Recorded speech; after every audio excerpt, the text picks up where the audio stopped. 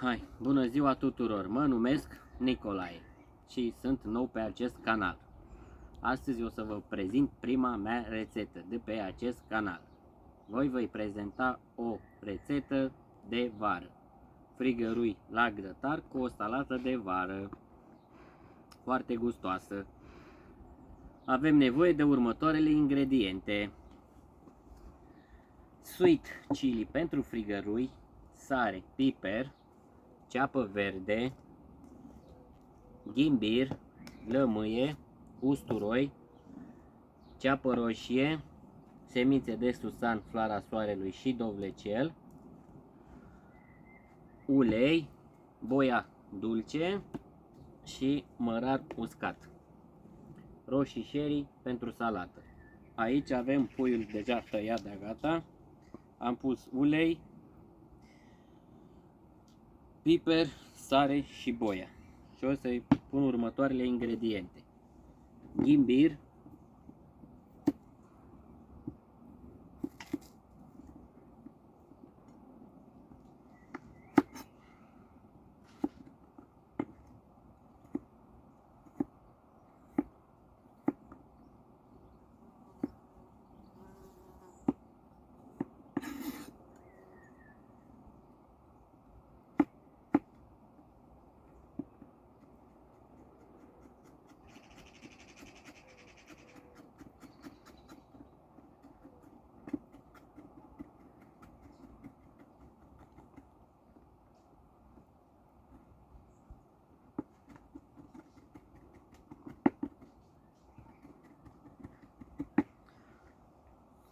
un ghimbir ca să-și dea un miros mai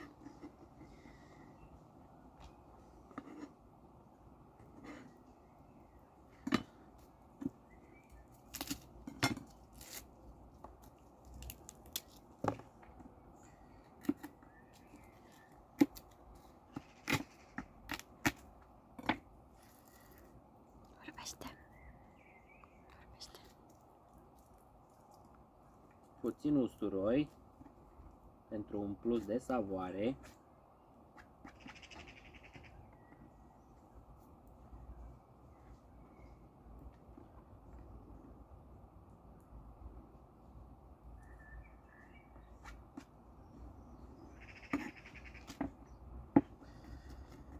este foarte frumos afară. Noi ne aflăm în Anglia și am o grădină foarte frumoasă aici. Și aici o să pregătesc că o să fie cald afară. Când o să vină timpul mai răcoros, ne retragem în casă, la bucătărie, și de acolo o să fac următoarele rețete.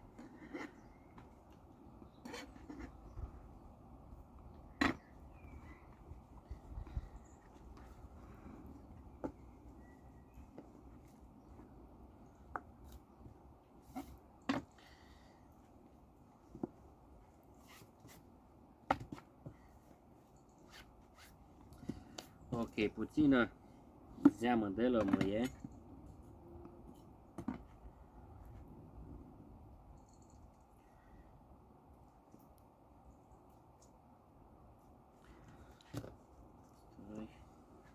ceapă verde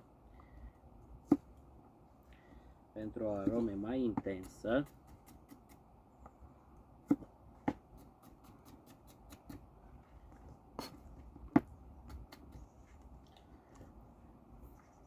și mai gustoasă,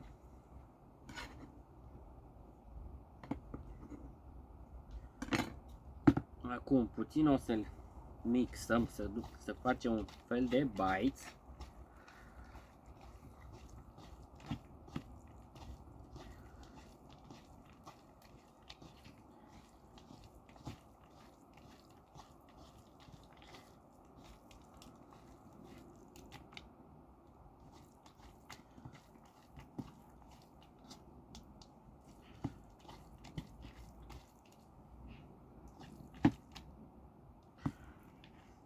Ce frumos miroase!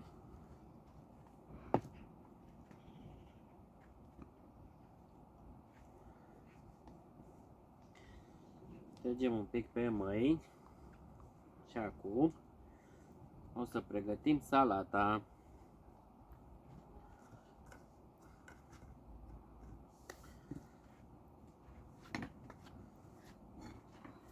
Pentru salata avem nevoie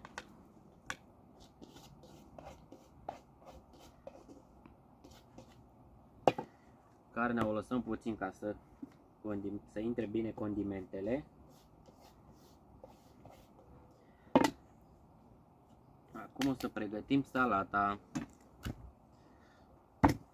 Am luat o salată iceberg. E foarte gustoasă. O să o tăiem cu bulețe mai potrivite.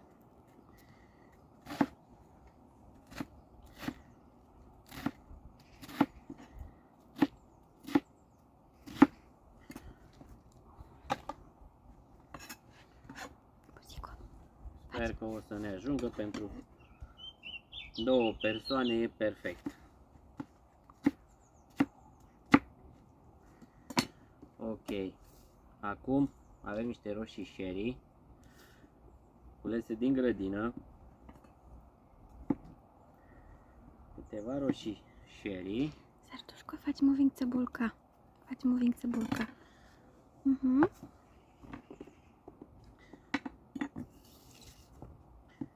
Avem roșii sherry foarte gustoase, foarte colorate, aromate.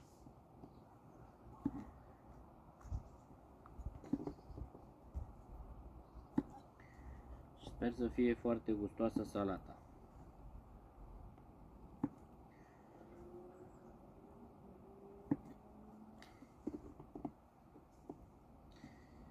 Să sperăm că o să fie foarte bună. Acum avem o ceapă verde. Din grădină.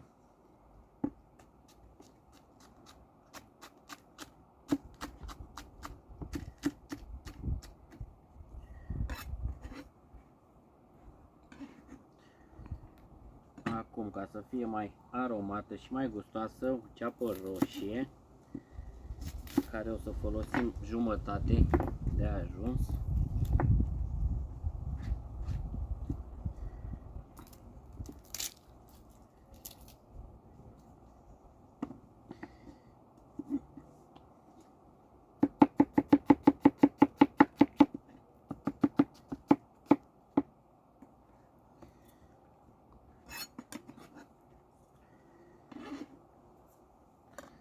Acum, piper,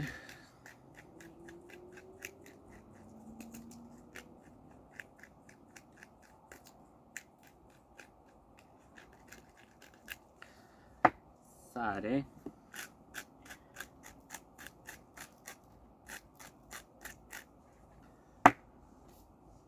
ulei,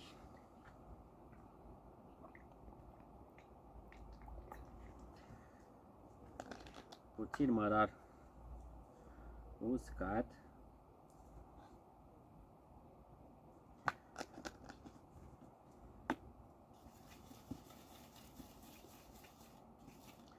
și cam atât. Și puțină zeamă de lămâie.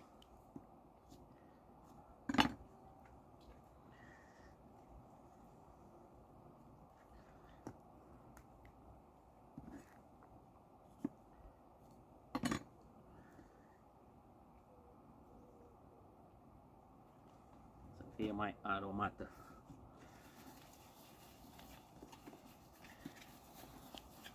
Stop. Aduci farfuria.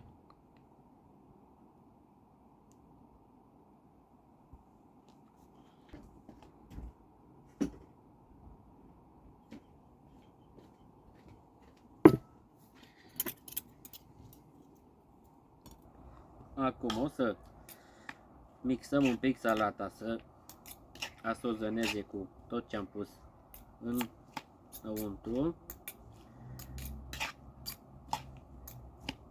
Să sperăm că o să fie foarte gustoasă. E o salată de vară, mai light. Are tot ce trebuie care au venit prime legumele. Acum o dăm un pic deoparte. Și acum o să facem frigăruile. Și acum o să le punem pe scobitori.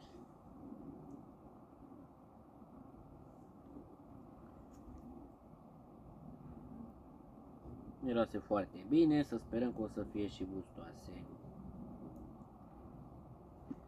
O să nu le punem prea înghesuite ca să pătrundă jarul.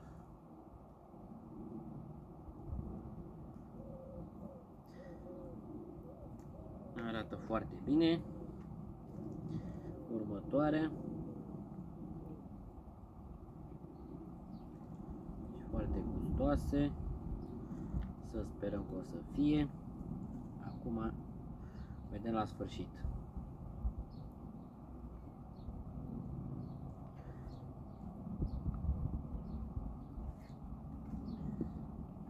O să ne iasă 3 porții, poate 4.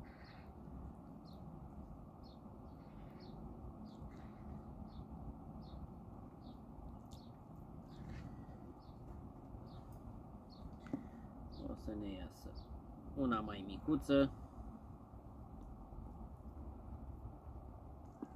Una o să iasă un pic mai micuță, n-are nimic.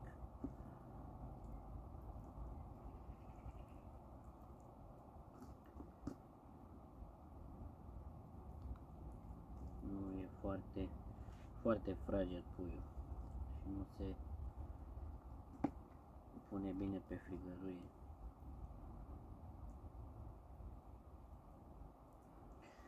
Nu o să mai facem 4, o să facem 3 și le facem un pic mai mărișoare și atât.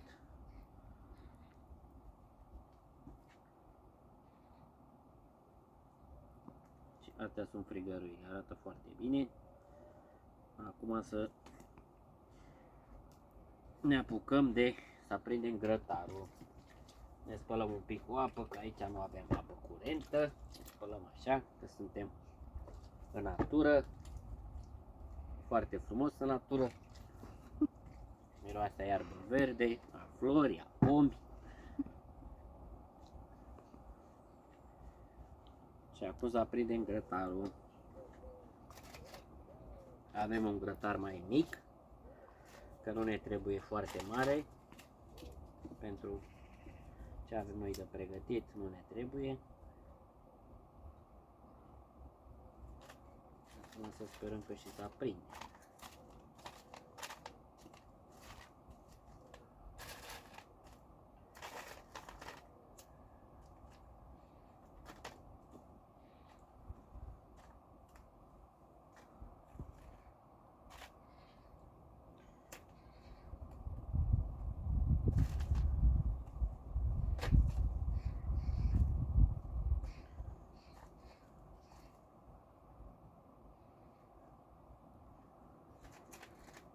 Sperăm că și merge.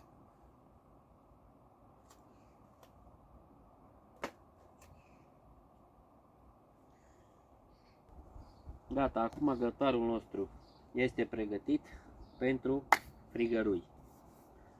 Este destul de încins, e mic, dar e foarte puternic. Avem frigăruile. Ah, ce bine sfârâie. Să sperăm că o să iasă și gustoase. Ah, ce bine miroase.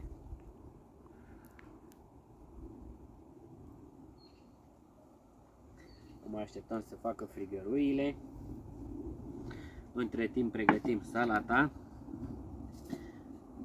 O să punem pe farfurie.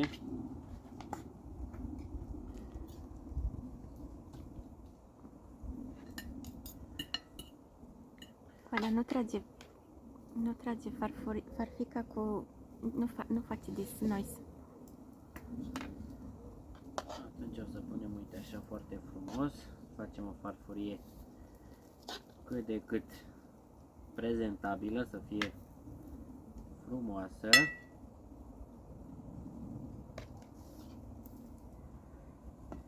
parfumul foarte puternic, dar nu are nimic.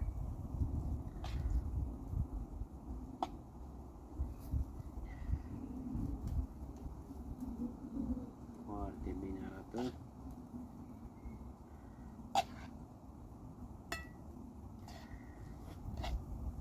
Uite așa, mie îmi place mai multe roșii, foarte gustoase. Foarte bine arată. Să mai punem puțin mărar.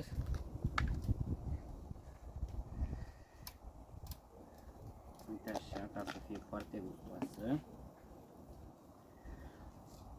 Farfuria cu salata e pregătită. După ce se face frigăruile, punem semințe, presărăm, sos chili și cam atât. După ce o să fie frigăruile, gata.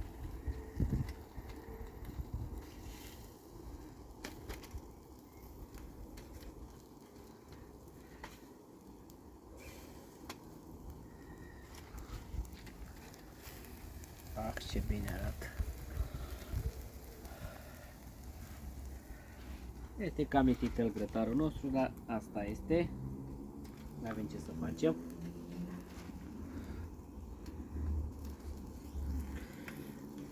Nu este gata și de aia nu se dezlipește. Nu o să fie gata, o să dezlipească. La noi aici este foarte, foarte bine natură. Aer proaspăt, soare, păsărele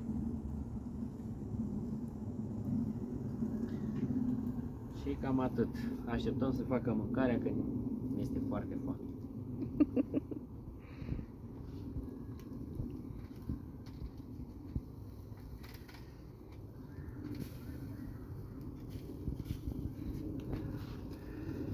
Sperăm că să face gustoasă mâncarea noastră. Foarte bine. Am făcut un decor așa mai de vară, mai frumos, flori naturale, usturoi, ardei iute. Foarte bine aici la noi. Și cam atât și așteptăm să facă mâncarea că nu mai pot.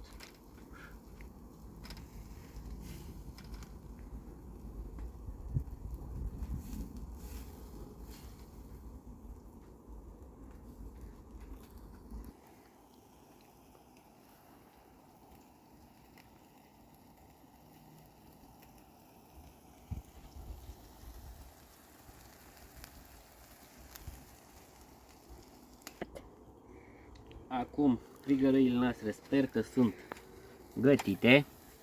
Arată foarte bine. Puțin aurii. Nu arse, nu foarte. Uite așa puteți să încercați carnea când este un pic mai tare. Este făcută suculentă și foarte crispy și este gata. Cine dorește să facă un pic mai bine făcute, dar nu o să aibă juice, nu o să aibă nimic inside și nu o să fie gustoase. Și tot ce am pregătit înainte o să ducă toate în grătar și o să fie foarte fadă. Și acum le scoatem foarte frumos. Acasă le puneți cum doriți, separate sau separate de salată. Eu am preferat să le pun așa pe salată. Așa îmi place și așa sper că arată și mai bine. Și acum avem aici un sos de dulce și chili și o să pun foarte puțin așa ca să-i dea un pic de aromă și o să fie mai un plus de savoare. Atât. Aici avem niște semințe de susan și floarea soarelui și o să le facem foarte puțin așa, să încă un plus de aromă și o să fie o explozie de arome și foarte gustoasă o să fie farfuria noastră. Uite așa, mai multe ca să fie foarte prezentabilă și foarte gustoasă și vă urez poftă bună. Și dacă o să urmăriți în continuare acest canal, like și subscribe. Vă rog din inimă pentru următoarele rețete și ăsta este primul meu video pe acest canal. Vă mulțumesc din suflet. O zi bună, la revedere!